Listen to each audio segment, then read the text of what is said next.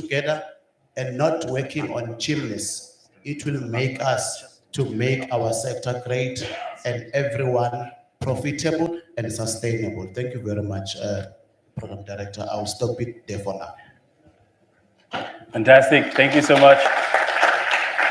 Jeremiah, I'm going to stick with you for a second. Just our speakers on the floor, keep it brief, concise. We have about 10 other industry leaders that we also want to give an opportunity to share their thoughts. Jeremiah, sticking with you, looking ahead, what's the single biggest shift that could unlock growth for farmers across the board? Perhaps you touched on it already, but just sharing your thoughts on that. I think what is most important, Duncan, is coordinated effort, collaboration, all the stakeholders coming together with all the concern that I've just raised a few of them. We can be able to fix the issues that we have in order for the sector to grow and for our economy of the country to grow, and putting together all the stakeholders and understanding their issues. That will take us to the next level. I think the most take for me is that we work together, we collaborate, we look at the issues, because farmers don't just raise concern, but they raise concern on the ground because it's affecting their operation. And those operations being problematic or being affected, it goes down to cutting of the workforce, and now we have to retrench some people because we've got some issues that are not being resolved. But working together, coordinated effort, looking at the issues proper and give facts on the table, I think it will take our country forward and our sector to grow and growing the economy for the country. Fantastic, thank you so much. Talking about collaboration there from Jeremiah's side. Jaco, coming to you quickly. Building on Jeremiah's point, of course, about unlocking growth, how is government and private sector working together right now to strengthen rural economies and keep markets moving? Yeah, for me, I think the important one, and I think a great example, is the infrastructure. We've been raising the issues around infrastructure for a few years now, and we can really see that it's starting to work in some instances. Just why infrastructure is important. It's about food security in South Africa. Does it not work? Just keep it closer to your mouth. Is it better now? Much better. It's about food security. So South Africa is one of the most food secure countries in Africa. However, we still sit with local food insecurity. We struggle to get our produce to the poorest of the poor in the Eastern Cape and some parts of the country. And the reason for that is plain and simple. It's a lack of infrastructure. The roads, the rails are just too bad to get the food to those people. So that's, for one, is one of the main reasons we need proper infrastructure to get that food security to the local level. If your infrastructure is dilapidated, it adds cost. That brings me to the export. So we've grown agriculture since 1994 up to now. We doubled it about in the amount of produce, not in the amount of money, the amount of produce. Mostly that is export. So why do we need food exports? The moment you export food, it becomes cheaper within the country you can produce. So South Africa is one of the cheapest food countries that you can get. But the weaker the infrastructure, the less you can export, the more under pressure you put that. And that increases the price for the consumer, for our poorest of the poor in the country. So that's very important that we get the infrastructure right, road, rails, and harbours. Dependency on electricity, and you can name all the infrastructure stuff that we're talking about. I think the next one is rural safety. Rural safety is very important in today's context. The moment the farmer starts spending more time to secure his property, which is your cattle, your animals, your technology, than farming, it becomes more expensive to farm at the end of the day.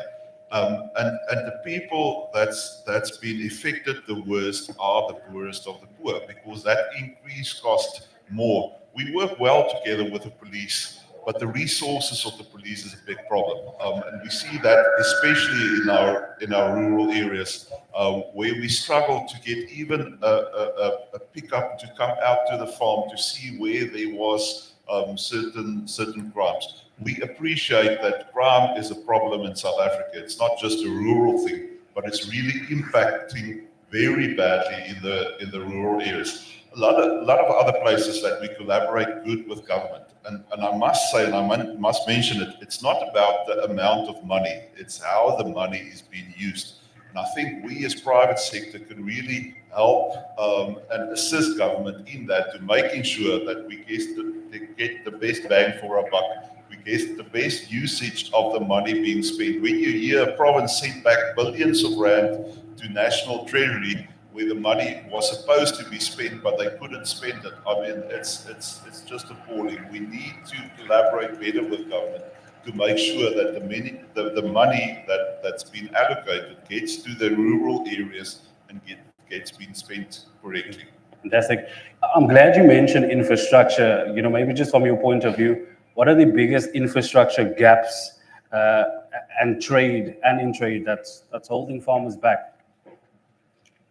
I think the biggest one is the rails. If you look at the cost of railing our produce from the north to the south or otherwise, it's about a fifth of the cost to transport it by rail than to transport it by road. If you just look at the state of most of our roads, especially in the Free State where I come from, but you can point out a lot of other areas as well. That's really a critical issue. So the cost of that, our harbors in terms of what we export a lot of fresh produce, and it's very time sensitive. You can't let a truck stand on the harbor for 2 or 3 or 5 days, in certain instances 2 or 3 weeks, to wait for a ship, so you can load the ship and it gets out, just because of inefficiency. So that's really that we need to address. I'm not talking about the foreign capital that comes into the country that gets spent in the rural areas, where it is so much needed. It's just one of the examples that you need to do. Yeah, Elian, I want to bring you into the conversation, the rose among the thorns on stage. If you could recommend an urgent economic intervention to government right now, we've got the Deputy President on stage with you. What would that be? So if we look at what's happening in the global markets at the moment, we see a lot of countries going to self-sufficiency. And in South Africa, if we look at the northern parts, grain production-wise, we are self-sufficient in maize and soybeans. But if we bring our focus to the Western Cape, we went from almost 100% self-sufficiency in wheat to this year being below 50%. So if I have to suggest a short-term policy intervention that could really assist the farmers, it's to get transparent and dynamic wheat import tariffs into place. I want to use this opportunity to bust a myth. A lot of the conversation has been that an increased wheat tariff directly leads to an increase in the bread price, and that's not true. And I want to challenge everyone sitting here, go and draw a graph with the bread price from 2020 and the wheat price from 2020, and look at the gap between that. Deputy President, if we don't have wheat farmers in the country, we need to import all our wheat, and to get the same quality bread for our consumers on the table, it would cost an additional 700 million rand a year. So it's empirical that we get a transparent wheat import tariff into place and protect our farmers. Adding on to that, if this intervention doesn't happen immediately, what are the risks that you see for farmers on the ground, but not just farmers, farming communities that depend on the work that takes place in rural communities? I want to make this statement. If we lose our wheat production and we increase our imports, we are exporting jobs. Our farmers don't only produce for the farm, they produce for the whole country. They support the rural communities in connection with the farms. So this wheat import tariff is not only for the wheat farmers, it's for South Africa as a whole. Fantastic. Over to you.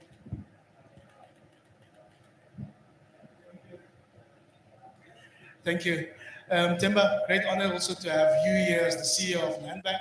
He's stepping in this morning um, also for Dr. Ivan Meyer. Landbank, of course, being a great farm partner of Food Mzansi. So maybe, Temba, I want to get to the industries, but to go over to you, maybe give us a broad overview of where Landbank is at the moment. I was very pleased at a discussion 2 days ago with some industry stakeholders on the stage. And a few years ago, when we asked them about land bank, it was almost like a swear word. 2 days ago, it was just praise, even from corners I didn't expect it. So maybe tell us about the revitalization and the turnaround where land bank is at the moment. Tim. Thank you very much, Ivo. Very good morning, especially to the Honorable Deputy President. I need to also extend, Deputy President, our sincere appreciation for your support since NAMPO in Botterville. We have been with you to many farm visits before NAMPO and after NAMPO, and we are here with you today. So we really appreciate the support of government led by you. We know that you are also leading the land reform in particular, so we thank you so much. I think in terms of the question in particular, where the land bank is now, of course, we had our own challenges from 2020, which saw the bank going into default. It took us, Deputy President, more than 4 years to cure that default. In September last year, we succeeded to cure the default with all lenders, and that enabled us to come back and play the role that the land bank is supposed to play, which is really developing the sector and also driving transformation. I think, Deputy President, we downplay the role that the public development banks like land banks are supposed to play. You look in South Africa in particular, Deputy President, you combine the balance sheet of all the development banks in South Africa, that is Land Bank, DBSA, IDC, and all others. It's 350 billion. That is the balance sheet of the public development bank in South Africa. If you look in the developing countries, there's about over 300 public development bank. The balance sheet of them is $8 trillion. So the public development bank, like Land Bank, play a very critical role in developing the sector. Since we have been back, Deputy President, we saw Land Bank now starting to really focus quite a lot in driving the development of agricultural sector and also starting to transform the sector. We are very thankful of the support from government with programs like the blended finance, which in the past 2.5 years, Deputy President, we have been able to bring in around 410 emerging farmers into the blended finance worth just under 4 billion rand. And thankful to the government with the blended finance, because about half of that, Deputy President, is actually grant facilitated by the blended finance. And we are actually seeing all these emerging farmers participating across the different types of commodities. We have farmers here in the Western Cape that we have invested in that are into deciduous fruits. We have seen some that are into citrus. And across all the different commodities, we are seeing a lot of farmers coming in. So the Land Bank has been back playing its role in developing the sector, and we're starting to see an increasing demand for many of our services. We are thankful for the partners that we work with all the time that are really helping us to play the role that we are supposed to be playing. Over and above that, we have also taken it and made it our responsibility, Deputy President, to really assist and create market access for many of these farmers. We have partnered with many of the market access partners, which is making it really possible for many of these farmers to access the market. So that is what we have been up to, and of course, developing, playing our role to develop the sector and to transform. Thank you so much, Temba. Thank you so much, Temba. I'm going to ask all of you to stay on stage. Look pretty. This is being live streamed across the world, actually. But we want to introduce you, Deputy President, shortly to some of the farmers in the room. But we'll go to some industry voices here. And Wendy, if you don't mind joining me, just standing, come next to me. This is Wendy Peterson. She's the CEO of SA Olive. Maybe, yeah, what's your pretty side? Yeah. Move up a little bit so we're away from the speakers. Maybe go there, Wendy, if you don't. so we can see you. Um, Sectors are very, very diverse, innovative. South African agriculture, we know that. And we want to hear some of the opportunities in the global markets. How does your industry think about some of the challenges you're facing and some of the opportunities in global markets, specifically the olive industry, which is a pretty big thing in the Western Cape? Thank you so much, Ivor, and thank you for Grain SA for creating this platform. Very warm welcome, Deputy President. It's an absolute honor to be on the stage with you. I think the industry is a very unfamiliar industry for a lot of people, but I do think that the industry holds a lot of potential. A lot of people don't know this, but South Africa is a net importer of olive currently in South Africa. So we produce about 1/3, which is about 3,700 hectares of olive in our country, and we import 2/3, mainly from Europe. So if you ask me the opportunity, I would say 2/3 is the opportunity for South Africa. We're sitting in olive. We don't have a lot of transformation. We do have farms that does transformation. However, the 2/3, if we get that right, it could be transformative. Olive is also a low risk crop. What I mean by that is that if you look at other crops like deciduous and citrus, there's a high rate of theft. Nobody steals olives because it doesn't taste well if it's on the tree. So you got a low risk crop. Even if you look at the tree itself, there is water required, but not a lot. If you look at olive oils, they come from a very dry land area, which makes it also very useful for farms. We are also sitting with issues like chemicals being registered, which is where we are working at the moment with chemicals registered. So it's a low risk crop, highly profitable. You do require input costs for the first 2 3 years, but once the tree is there, olive trees, I've seen trees lasting 170 years old who has never received attention. Once they received a little bit of water for 2 years, that tree bears fruit that you can't imagine. So low risk, high profitability. It's like me, it doesn't need a lot of attention, but we flourish. So I think that there's a lot of potential. Thank you, Ivor. Thank you for that overview. Wendy Peterson, she's the CEO of SA Olive. We also bring you greetings. Thank you. We also bring you greetings from South Africa Wine, who sends their apologies this morning. We have a special guest in the room. It's not every day that we have the Deputy President here, but also his spouse. Mrs. Mashatile, I'm not going to put you on the spot to say a few words. Do you mind just standing so we can give you a warm round of applause and welcome? Deputy President, I know you're keen to hear some of the farmers and the realities. And we've got two farmers in the house. I'm going to ask you to join me. I look pretty, come join me. Next to it, Kagiso Malateri. He's a deciduous fruit and tomato farmer. He's the in thing at the moment, Deputy President. Kagiso, please join me. Don't be shy for the deputy. Andries van der Poel is also here. He's a wheat farmer. I'd like you to give them a warm round of applause. Andries, where are you? Thank you. Thank you for joining us. Now listen, from the big picture to the farm gate, let's stand so people can see you. You represent the heartbeat of agriculture. This is a very, very dynamic province. You new era farmers. And we want to hear what keeps you up at night, what gives you hope. So maybe we start with you, Kagiso. Tell us a little bit about your farming journey. Who are you? What do you farm with? How long have you been doing it? Absolutely. Thank you very much for the opportunity to speak. What keeps me up at night? Oh my. So obviously we're living in a world where there's quite a lot of geopolitical noise in the system. And, we rely quite heavily on exporting quite a lot of our fruit, particularly at the farm my brother and I are involved in. Where's that? We farm in the Woodson area. We farm plums, export plums.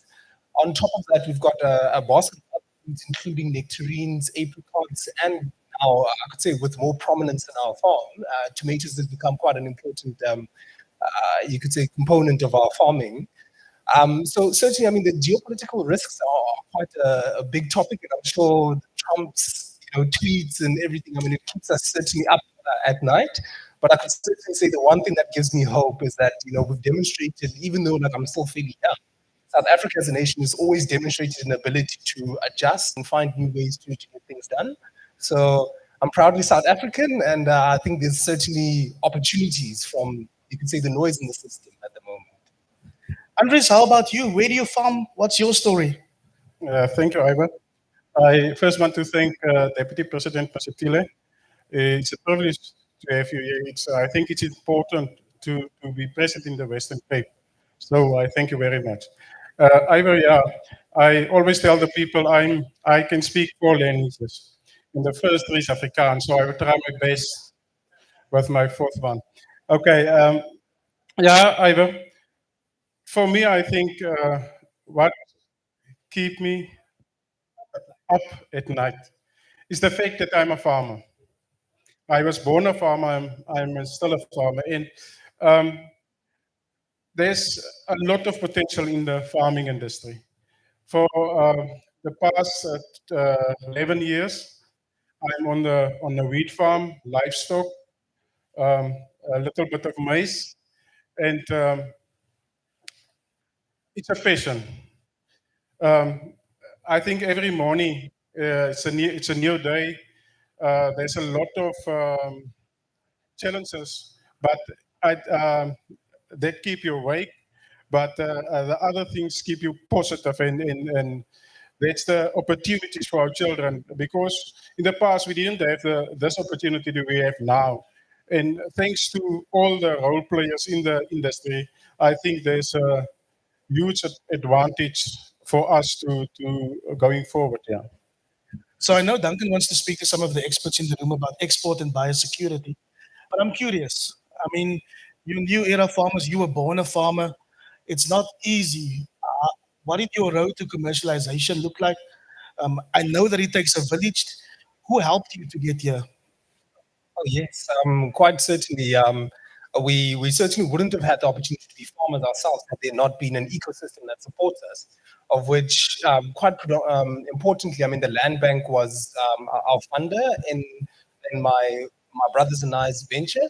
But over and above that, there's many other organizations that have always been prepared to help and guide and provide, you could say, IP that certainly, I mean, comes with many years of experience, of which Partners in Agri-Land Solutions that really gave us an opportunity to meet numerous farmers who've been in the industry for many, many years and had the appetite to, journey with someone who is new in the industry and, has got a passion to what transformation while also being commercially, you could say, astute as a businessman. So I could certainly say, I mean, not only the land bank, but Partners in Agri-Land Solutions, the Department of Western Cape Agriculture, we would be completely lost without those role players in the industry. And I'll forever extend my gratitude to them for all the.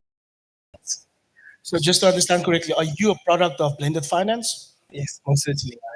Wow, that's amazing. Andres, your journey? Yeah, I think for me there's a lot of role players, and the first one is the Department of Rural Development, who helped me to lease the farm from them. But like Jeremiah stated, we need the title deeds on. For us to go forward, we need it. And then there's the Department of Agriculture. I see Dr. Mohali here. They also have a huge impact on our farm. And then from 2015, it's Grain SA. They also help us a lot. So I have to thank them also. And then Land Bank. I think from 2020, we was with Land Bank. So I want to thank Land Bank also. And for us, there's this. I think, there are a lot of other things which need to be done. And I think, like Jeremiah said, and he said, there's all the role players in the agriculture industry have to come together going forward to put these things behind us. It takes a village. Thank you for your time. Thank you for sharing your stories. It's lovely to hear Land Bank is an enabler for the users. Please take a seat. Thank you. Duncan, over to you.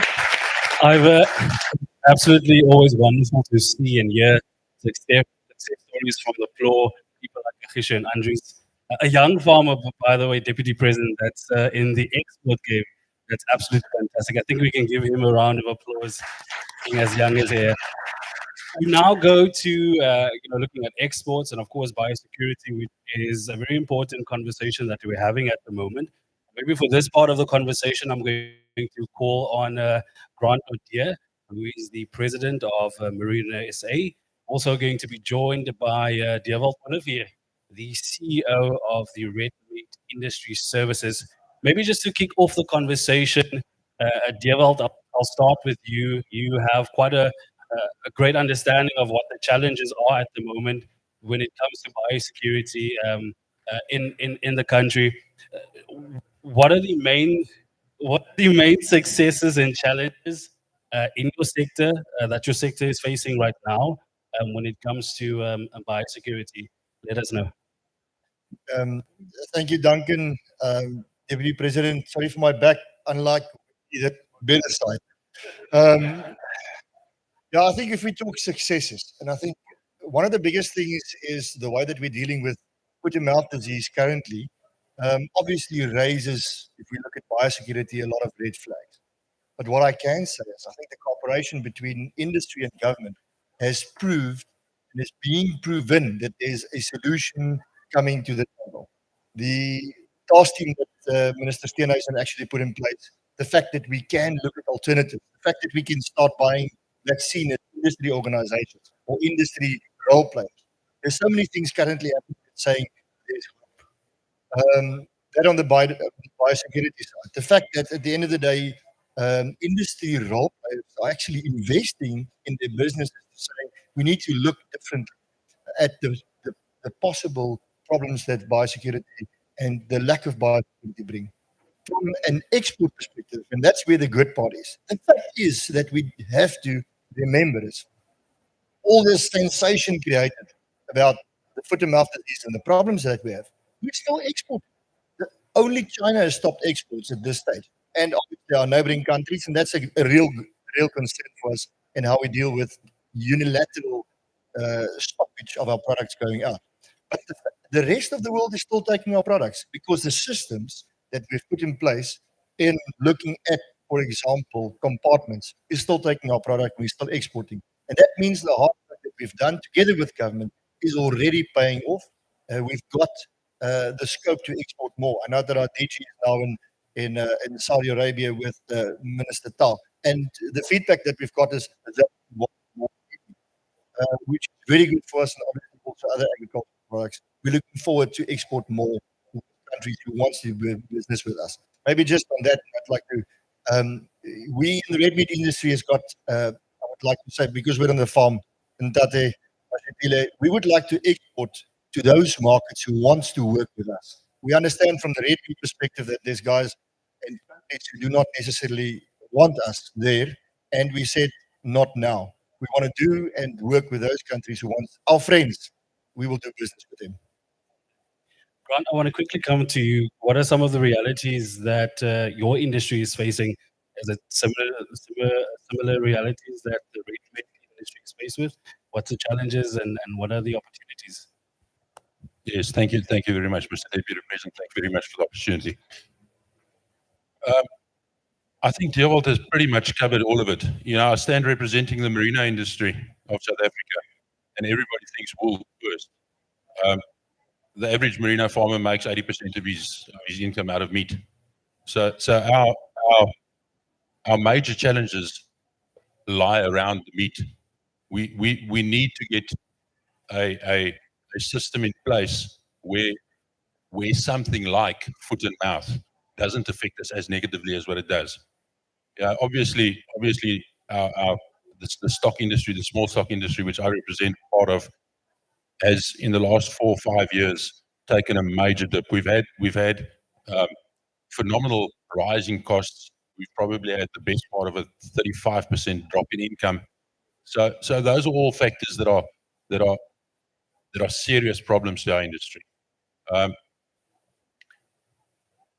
How to address that? I think it's a simple thing. We all part of a larger ecosystem, and whether I'm producing a sheep or whether I'm producing maize or whether I'm producing whichever, we're all just a small part of the puzzle. And each of us need to fulfill that role within the puzzle.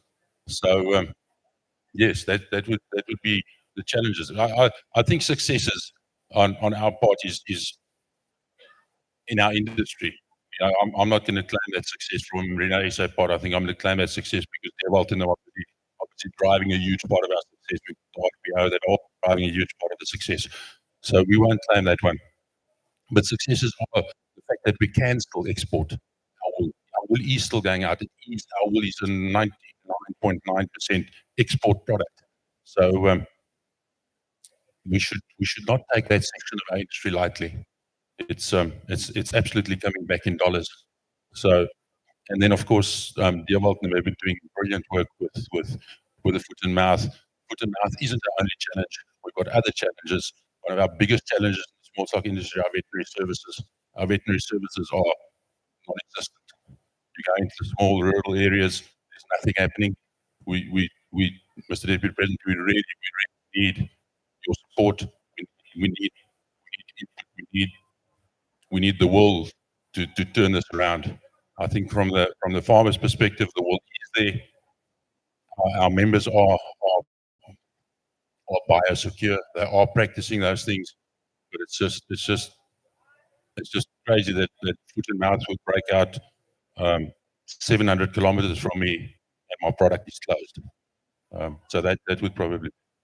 I'm glad we're having the conversation because we've got government role players in the room right now to address some of those concerns that you have. And it's clear that even though the challenges exist, there are still positives happening within the space, regardless of those challenges. And maybe for this, I'm just going to try and be a sandwich in the middle. Just coming to you, Dewald, quickly.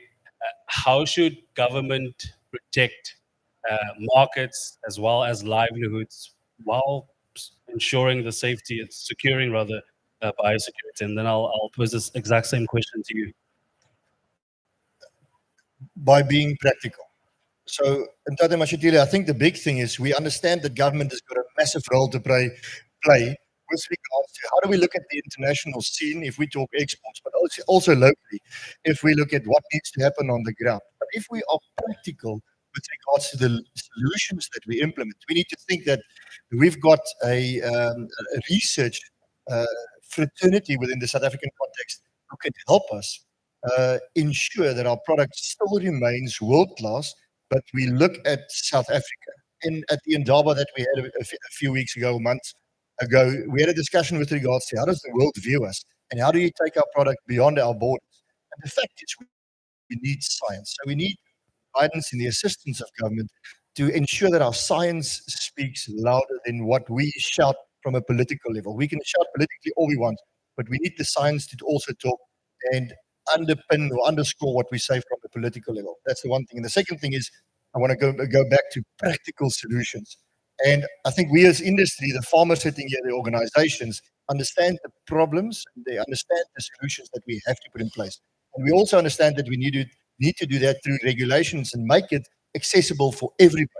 But we need to be practical in finding our solutions because airy-fairy stuff do not work. If we want to go too far and be on the level of countries who have done this for many years in developed countries, this is, I want to say like the 300 movie, not this is Sparta, say this is Africa. And we need to do it like Africans.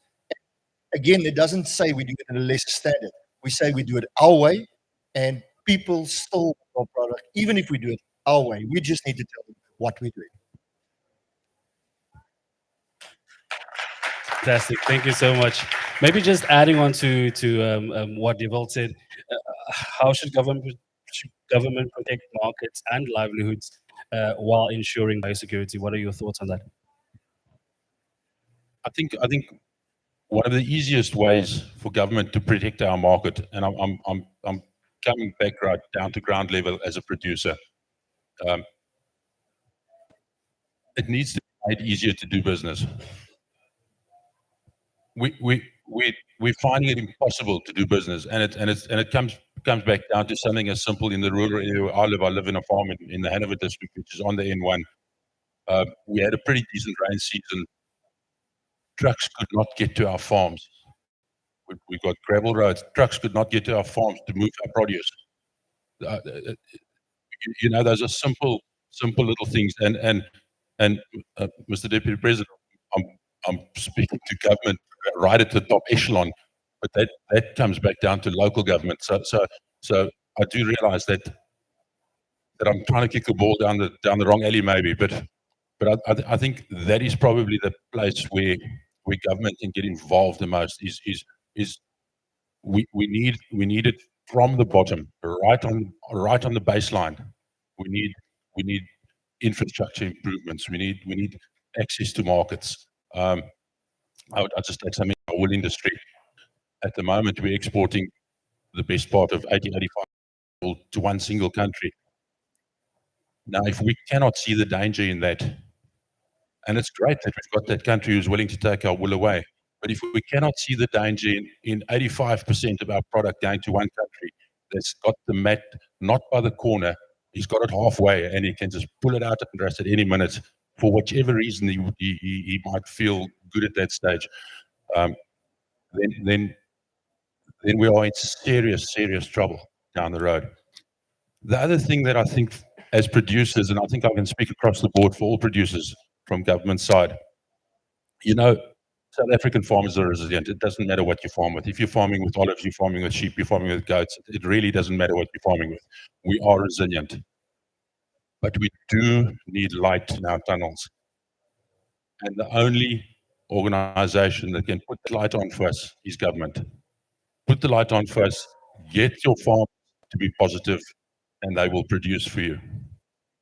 Thank you. Another round of applause to our guests. Ivor, take us to innovation and finance. Yeah, thank you, Duncan. Of course, in protecting markets, managing risk, that's just part of the story. Farmers also need finance, they need innovation, they need solutions to grow. Themba, you are on stage already. I'm going to ask you a few questions if you'll bear with me. No, look, Henry is also here. He's the MD of Syngenta South Africa. Mr. Henry, do you mind joining me, flanking me here? Thank you for being here. I know Dani Minnar is here. He's the chairperson of Grain SA. Mr. Minnar, I'd like to ask you a question as well. And then maybe when I'm done with you, I want to go to Professor Bongani over here. Otherwise, it's a little bit crowded. Meneer Bangi sê ek buite, staan bietjie nader so the cameras can see you. Themba, maybe we start with you. Some of the obvious opportunities that you see on the ground, maybe even broader for the financial sector, for the land bank, but even the agriculture sector. You have the privilege of looking from the outside in as a banker, a bit of a reputation as a fixer. How do you see it?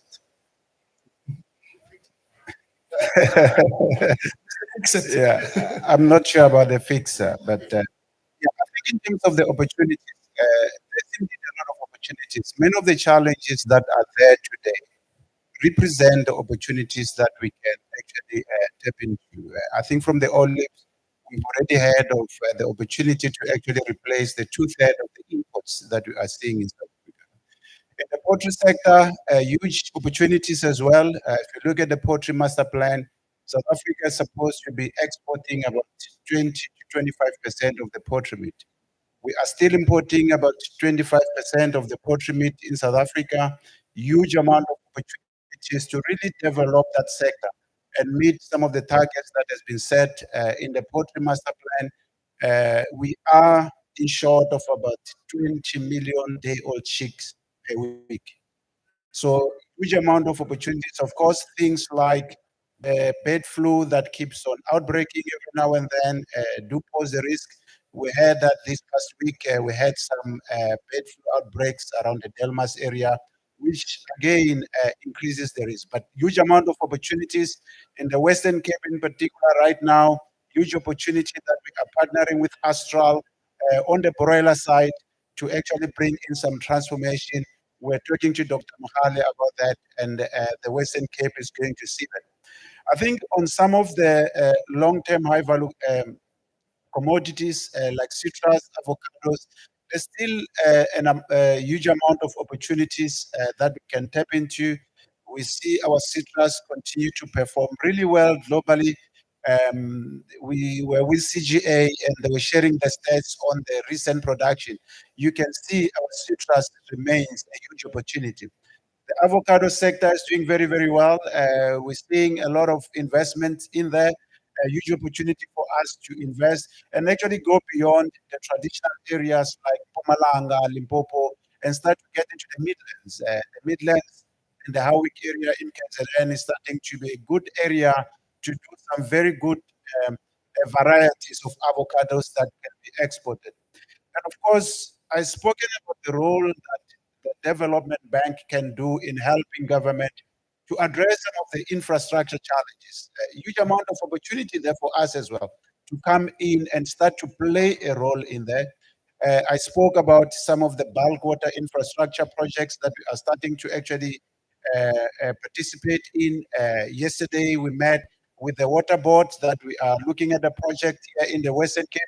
We shared with Dr. Mohale, the HOD for today, about that particular project and some other infrastructure project, Deputy President, that we have identified. We identified the Makatini flat, also another area where there is a very good dam. The farmers are farming dry land, yet there's a dam that we can actually do some work. So I think on the transformation side, we're starting to see huge amount of interest from the young people, people across all genders interested in agriculture, an opportunity to actually work with other established players and really transform the sector. So agriculture, actually, there's an opportunity to reduce that average age of agriculture that we always complain about and bring in the youth into the sector. So I think the opportunities are many. I see the land reform deputy president as an opportunity as well. We always talk about the 2.5 million hectares of land that government has acquired that we have not really done enough on. We've made some proposals to the department. Minister Nyonso is holding a technical meeting on the 3rd of September, where we hope that we will agree a way forward in how to work together and assist government in gaining some traction on the land reform. So huge amount of opportunities that we are working on, and of course, opportunity to partner with all the other critical stakeholders and have the impact that we want to have. Thank you. Thank you, Temba. Look, you represent Syngenta South Africa. There's a lot of innovation happening there in R&D, in science, etc. But what do you see as some of the obvious opportunities on the ground? What gives you optimism for the future? Thank you. It's a pleasure to be here. As you can hear, I'm not from South Africa. I'm a French citizen and I'm looking at South African agriculture from a different angle, obviously. First of all, I was educated here 20 years ago. Thank you, South Africa. And when I look at what's happening today in South Africa versus 20 years ago in agriculture, it's night and day. So I'm very optimistic and very privileged to be working in South Africa today. And I strongly believe in agriculture. And the key thing for me is this resilience. I think it was mentioned before. South African farmers are, super resilient. When I compare them to the ones in Europe, these guys make plans. They're not complaining. They go ahead. They find solutions. And this mindset is a real asset. It's a real asset. So yes, I'm optimistic. I heard the comment about wheat before, which I also share. I think on the one hand, it's a big threat. It's also a big opportunity. We're investing a lot in the wheat genetics when other people are going out. So we're very convinced, for example, with that crop, and we want to do more. So I think this partnerships, this mindset, this is what makes me very optimistic for the future. 20 years in South Africa, that means you can braai. So yeah, welcome home. Nani, from your perspective, you move up just one. I'm scared it's going to be noise from you. Yes, thank you very much for the opportunity. And Mr. Deputy President, thank you again for being here. You attend NAMPO, and at NAMPO Big Show in Bothaville, you spoke about we have to produce our own food in the country. We don't need to import. And you listen to the panel and to the speakers from the ground this morning. And I hope you hear what the concerns is. Helene talked about the import tariffs and the import of wheat and the olive side agreed with that. It's basically the same things. Jeremiah talked about the development farmers and the way they have to go and how do we need them. Jaco talked about the infrastructure and the whole moving food around, moving product around, moving inputs around, and the trouble that we have with that. And then the land bank help us with finance and they are moving into that space. And there's a lot of other farmers, the wool industry already. Luke talked about the technologies and what is a fact is the South African farmers are very good farmers. They're the best farmers in the world and but we need support from government. We need all these things that I just mentioned now to make us even better, to make us comparable with the international farmers. We need to be supported, not necessarily financial, but supported in the ways to make living on the farm easy, to make it much more profitable to be on the farm, to support our local rural areas. I don't know how many times have you moved through local small towns these days, especially in the northern parts of the country. They're falling apart. So we as farmers need to help them. And like Luke said, I look on the TV every day and I see the French farmers protesting and the European farmers protesting. Our South African farmers, we never protest, but we go and we fix the problem. We are creators by mind. We find the solution for the problem. We don't put it on somebody else, but we need the support from government. And I'm not only talking about national government. We need from provincial government. We need from local governments. We need support to help us to take our hand and form a partnership and creating jobs, safe food, and cheap food also for the nation. Thank you very much. Thank you, gentlemen. I'm going to ask you to take your seats. It was Mr. Luke Henry, is the MD of Syngenta South Africa. Dani Minnar is the chair of Grain SA. And Duncan's dying to talk to you, Professor Bukani. But maybe, Themba, I just want to bring the topic of innovation, support, strategy together. What needs to come together for farmers to grow sustainably, to stay resilient as you step up, sir? Themba. Yeah, so I think we need to be quite innovative on how we approach development and really work together as the partners.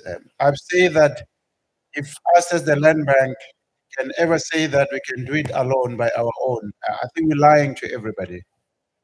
We need to be innovative on how we really leverage the little financial resources that we have in the country.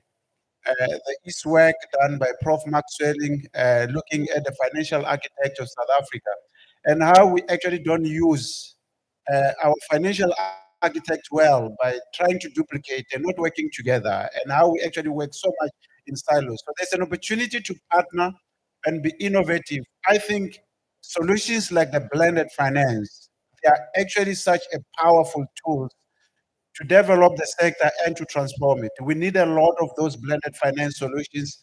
I've spoken quite a lot during the G20 to go beyond just blending a loan and a grant together into coming up with comprehensive blended finance solutions, which I think if you actually work together, putting in the private sector, government, and us as the development financial institutions, we can actually put the funding together to transform the sector.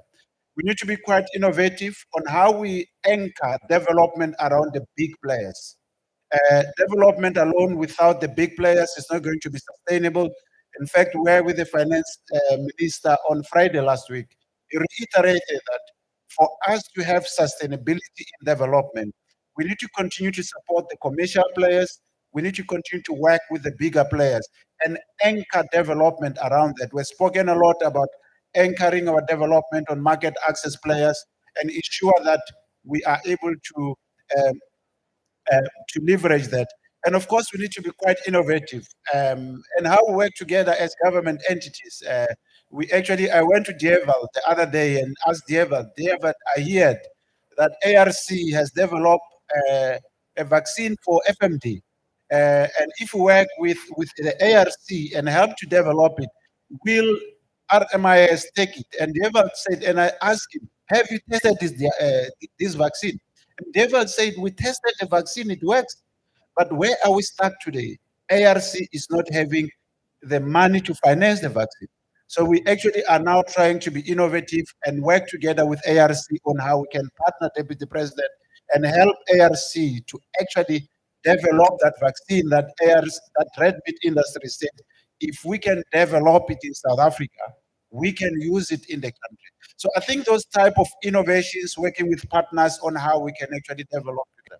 Thank you. I'll stop there. Thank you so much, Themba. Prof, you heard what's coming from the stage. Lots of talk about innovation. I think innovation from an agricultural research council perspective, you guys are at the forefront of innovation. Piggybacking on what Themba said, what are the opportunities and the challenges that you see from an ARC perspective? And what would you say gives you optimism about the future? There's a saying, indigenous saying about isinamva, twaliabukwa. You can translate that. It's a bit of coming to the end. It's, every word has been taken. I mean, we've listened from everyone. First of all, the Agricultural Research Council was formed by the Act of Parliament in 1990.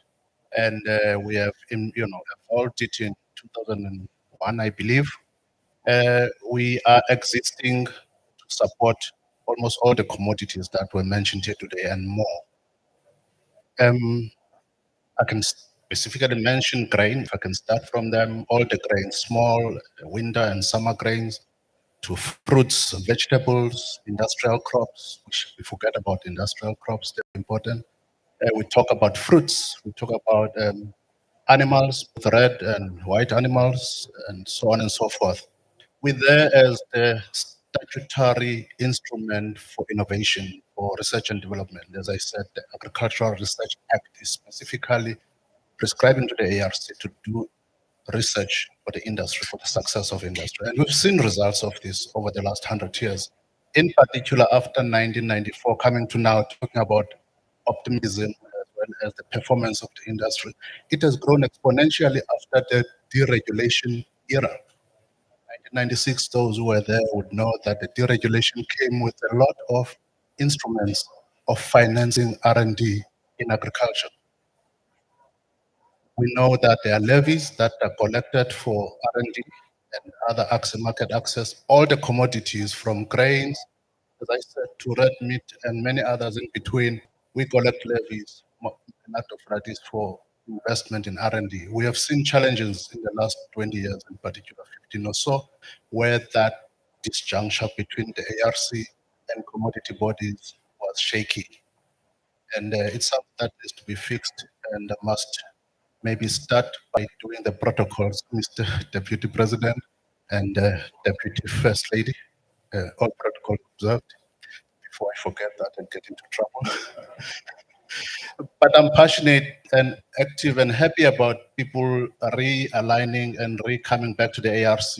ARC, for example, talking about transformation, talking about resilience, we talked about innovation, that we had to make sure that South Africa is food secure. It is extremely embarrassing for a war on the other side of the world between Russia and Ukraine to affect the price of oil, cooking oil in South Africa. Those who go to the shop will know what was the price of oil, cooking oil before and after the war or during the war. So that's what the ARC is supposed to bring to the agricultural sector, solutions so that we are producing our own food. If we are producing our own food, we get good price for fertilizers, as well as IP, which is extremely, extremely important. I mentioned it, Deputy President, at your last trip to the region. You seem to be very frequenting here. We were together at the dam and at the farm, apple farm. There I mentioned you can have the land, you can have the water, but if you don't have access to seed, sovereign seed, then the foreigners or foreign seeds can actually take into account your inability to or dictate who can plant the seed. So the ARC owning the IP, most of the plant breeders' rights in the Southern Hemisphere, is a good instrument indeed to make sure that we are sovereign in our food security. Thank you. Thank you so much, Professor Bongani Ndimba. Please take your seat. Let's give him a warm round of applause. Thank you for your time. We moved through it swiftly, Deputy President. I know you want to play some roasted cook and have some coffee here. But Duncan, maybe over to you for the final part of this morning. Thank you so much. We now go to the executive mayor of Overberg Municipality, who will quickly do a brief reflection, and then we'll also then introduce our deputy president. Just a brief reflection, and then over to the deputy president. Thank you very much. Yeah, it's probably not going to be that brief because it's a dangerous thing to give a politician a mic this time of year. But nevertheless, Mr. Deputy President, thank you very much for being here. Very well word of welcome to you and the second First Lady, if that is what we call it. Welcome in our region. People might start to talk, Deputy President, because you were here just last week. So it looks like you've got a new witbroodjie or a new favorite, but thank you very much nevertheless. Colleagues, thank you very much for being here. The Overberg, Deputy President, is a very special place. It's one of the 44 districts in the country. So up north, a bit further north, we've got the cradle of humankind. Here in the Overberg, here at NAMPO, we've got the cradle of commercial agriculture. And you are very, very welcome in agriculture, in the cradle of the Overberg. So literally just a few kilometers from here, we've also got the cradle of modern man down in the wood. So yeah, it's a very special place. But nevertheless, we've got all the industries here. We spoke about the wool industry and so forth. That was literally the starting place of the wool industry. In the late 1800s, 7 merino sheep, ewes and a ram was imported from Spain, and this is where the wool industry started, right here in the Overberg. And I can say quite a lot about commercial agriculture. I'm an agriculturalist myself. I'm actually just a farmer in the Overberg, just down the road in Swellendam.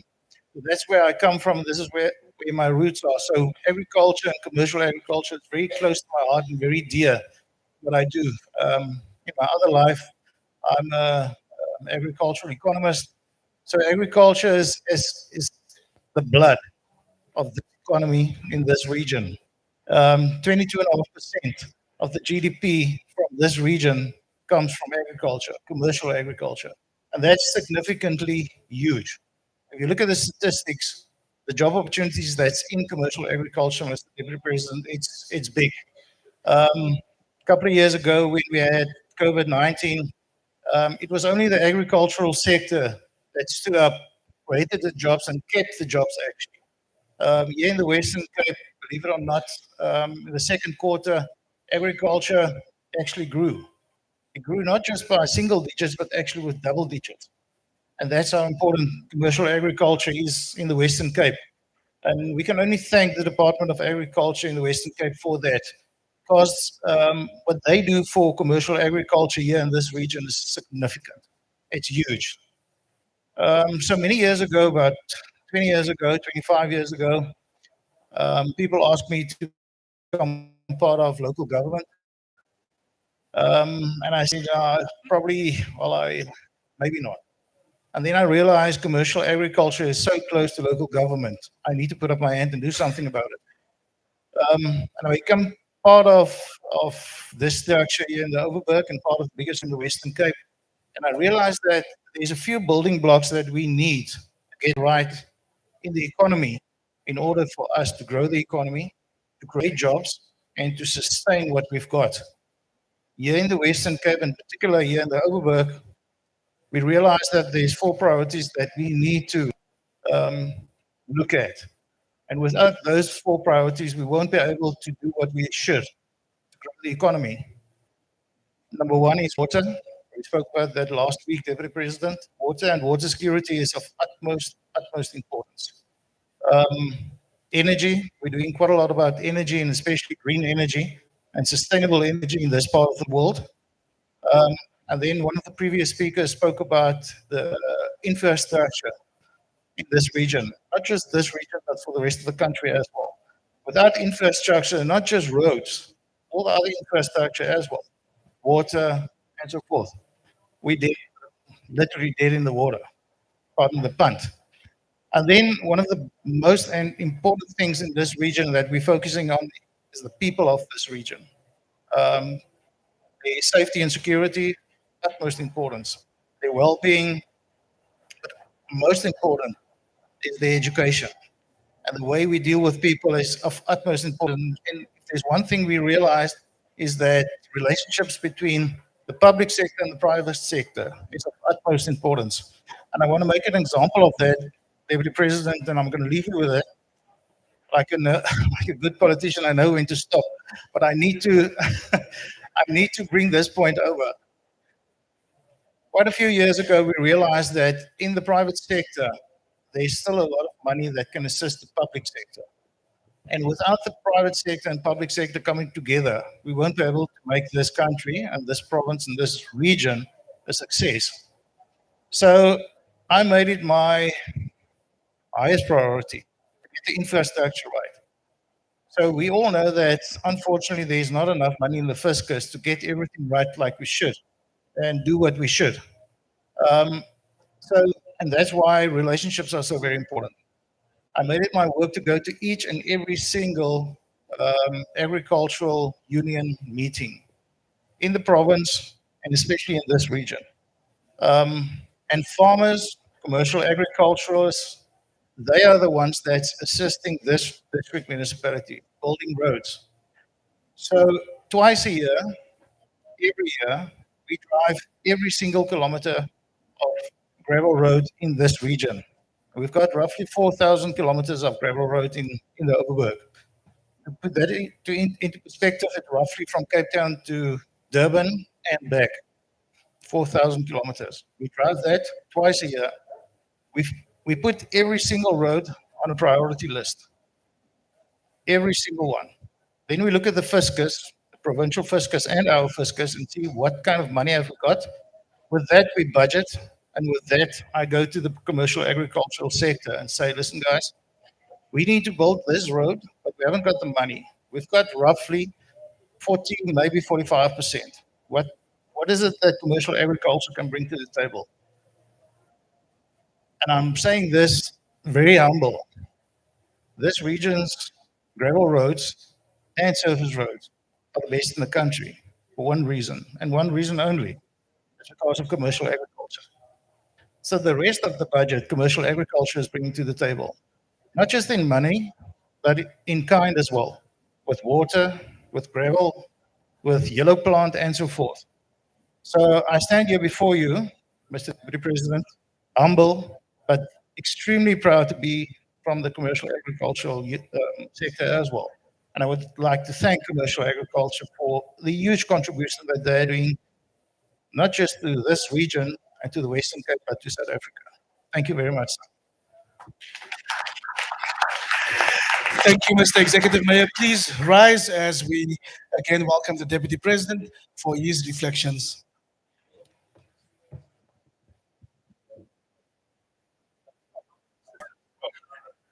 Oh, okay, I think let's sit. You may be seated. Thank you.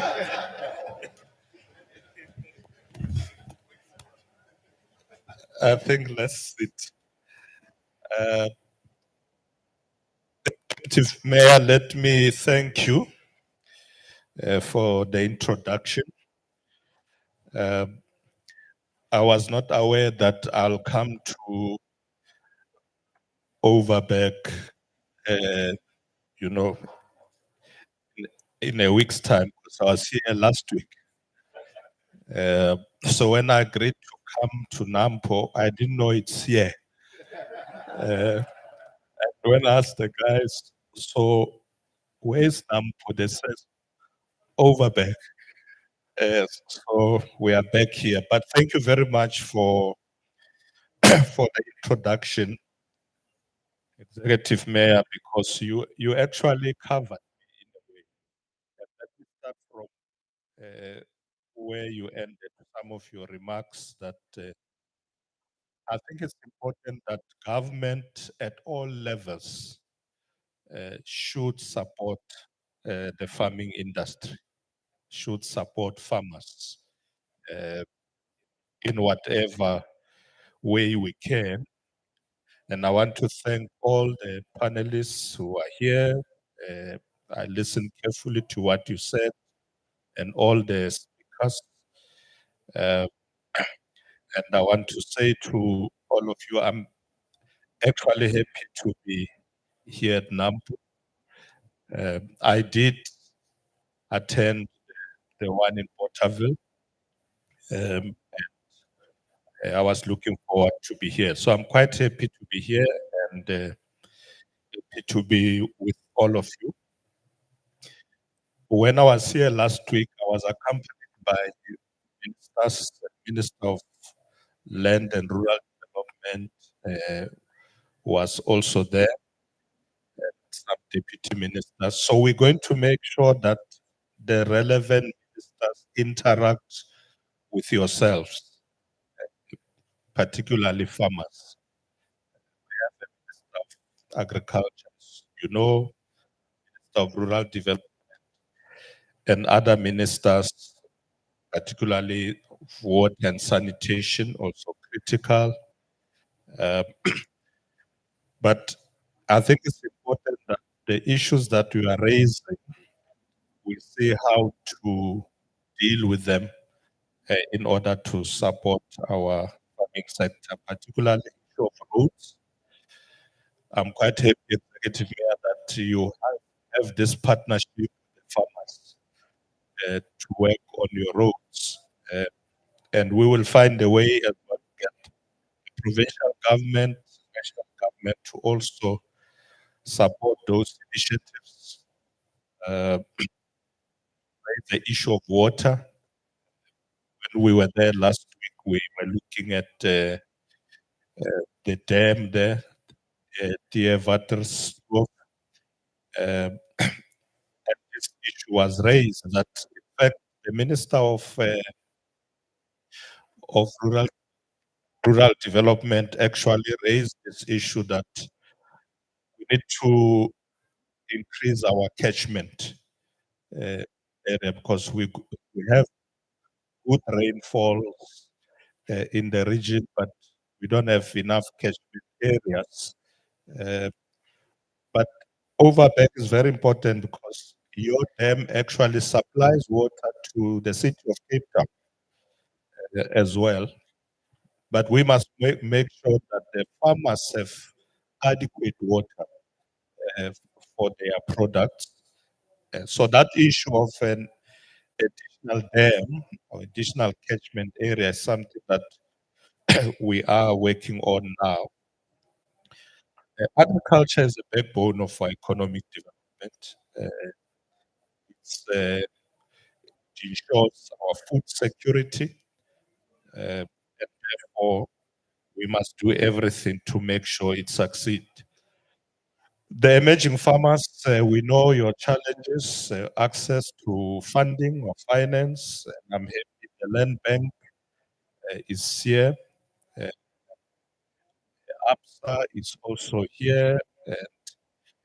It's APSA is the anchor, in fact, of supporting this expo, but there are other commercial banks as well. So the issue of access to funding is very important. So I'm happy that everywhere I've gone to these kind of meetings, the Land Bank is always there. Sometimes the IDC as well is also there. Because government institutions must be at the forefront of providing support. I was saying the last time when we were here, in fact, when we're in Dear Waterskloof, that there are farmers who have received land through land distribution. But often you find that emerging farmers who receive land don't have a follow-up support. You know, government buys the land, distribute it, and then leaves you alone.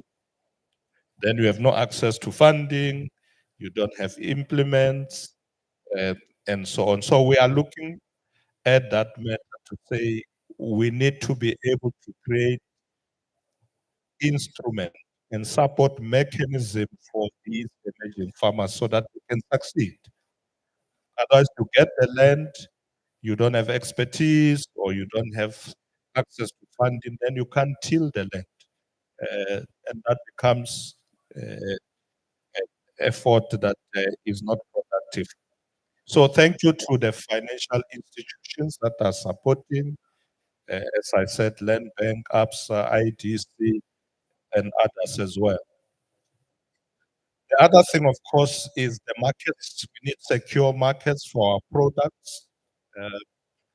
We are engaging with the United States of America. As you know, that President Trump has decided that he's going to levy 30% tariffs to South African products. And we know that it's going to affect our farmers. So there is an engagement.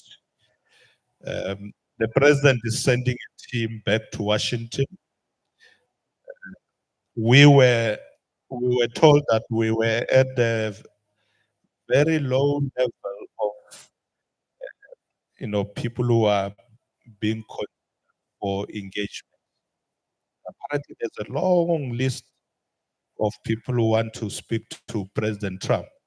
So he put us at the bottom. But this week we got a report that no, they've now brought us up. And they've given us a date.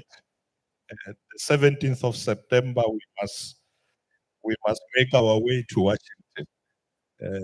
So we were happy that we were brought up from the bottom. We don't know why they changed their mind, but there are other things they want to discuss with us, which they are interested in, which is critical minerals.